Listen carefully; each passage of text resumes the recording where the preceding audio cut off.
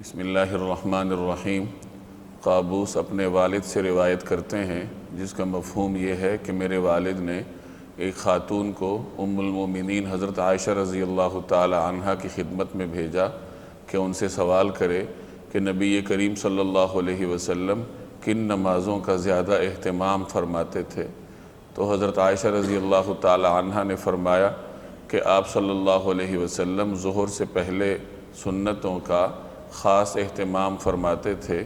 آپ صلی اللہ علیہ وسلم اس نماز کی قیام کو طویل فرماتے تھے اور رکوع اور سجود کو بڑے خوبصورت انداز سے ادا فرماتے تھے، اور آپ صلی اللہ علیہ وسلم نے کبھی صحت، علالت اور قیام یا سفر میں کبھی بھی فجر سے پہلے کی 2 سنتوں کو نہیں چھوڑا۔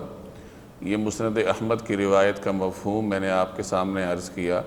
امام طبرانی رحمہ اللہ نے بھی یہ روایت المعجم الکبیر میں نقل فرمائی ہے۔ اس روایت میں ظہر اور فجر سے پہلے کی سنتوں کی اہمیت کا بیان ہے کہ نبی کریم صلی اللہ علیہ وسلم ان نمازوں سے پہلے سنتوں کو بطور خاص ادا فرماتے تھے۔ چنانچہ حضرت عائشہ رضی اللہ تعالی عنہ کا بیان ہے کہ نماز فجر سے پہلے کی سنتیں آپ صلی اللہ علیہ وسلم ہمیشگی اور دوام کے ساتھ ادا فرماتے تھے، اور چاہے آپ صلی اللہ علیہ وسلم صحت میں ہوں یا علالت میں ہوں یا سفر میں ہوں یا حضر میں ہوں، کبھی بھی آپ صلی اللہ علیہ وسلم نے فجر سے پہلے کی سنتوں کو نہیں چھوڑا۔ اسی طرح ظہر سے پہلے کی سنتوں کے بارے میں فرمایا کہ نبی کریم صلی اللہ علیہ وسلم بڑے اہتمام سے ان کو ادا فرماتے تھے، قیام لمبا فرماتے تھے اور رکوع اور سجود کو بڑی خوبصورتی کے ساتھ ادا فرماتے تھے۔ تو اس میں ہمارے لیے سبق ہے کہ نماز سے پہلے سنتیں اہتمام کے ساتھ ادا کرنی چاہیے۔ اس کا ایک فائدہ یہ بھی ہے کہ جب آدمی فرض سے پہلے سنتیں ادا کرتا ہے تو وہ فرائض کے لیے تیار ہو جاتا ہے۔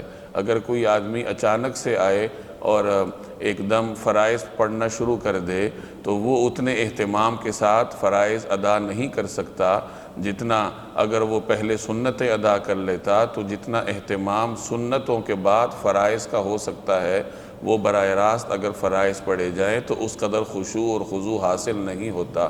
تو کوشش کرنی چاہیے کہ فرائض سے پہلے سنتوں کا اہتمام کیا جائے، خواہ وہ سنتیں مؤکدہ ہوں یا غیر مؤکدہ ہوں۔ اللہ تبارک و تعالی عمل کرنے کی توفیق عطا فرمائے۔